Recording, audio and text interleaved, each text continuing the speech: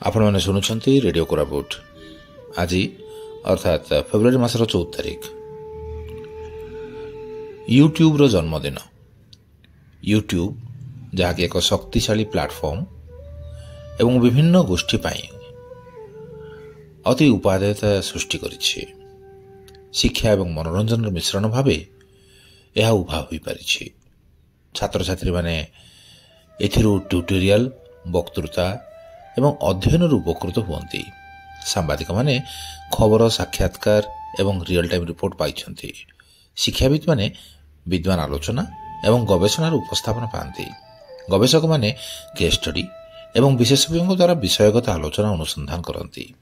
ଗୃହିଣୀମାନେ ରୋଷେଇ, ଗୃହ ପରିଚାଳନା ଏପରି ଅନେକ ଦକ୍ଷତା ଶିଖିଥାନ୍ତି। ଚଳଚ୍ଚିତ୍ର ପ୍ରେମୀମାନେ କ୍ଲାସିକ୍ ସିନେମା, ସମୀକ୍ଷା ଏବଂ ପରଦା ପଛରେ ଥିବା ବିଷୟବସ୍ତୁକୁ ଉପଭୋଗ କରନ୍ତି।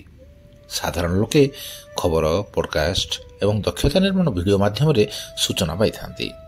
ୟୁଟ୍ୟୁବ ଜ୍ଞାନକୁ ଗଣତାନ୍ତ୍ରିକ କରିବା ସହିତ ଶିକ୍ଷଣ ପ୍ରକ୍ରିୟାକୁ ଆକର୍ଷଣୀୟ ଏବଂ ସମସ୍ତଙ୍କ ପାଇଁ ସୁଗମ କରିଛି।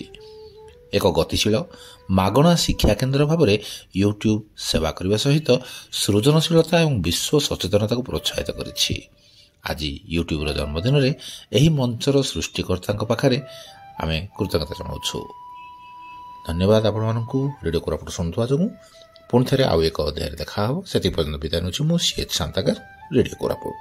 ନମସ୍କାର।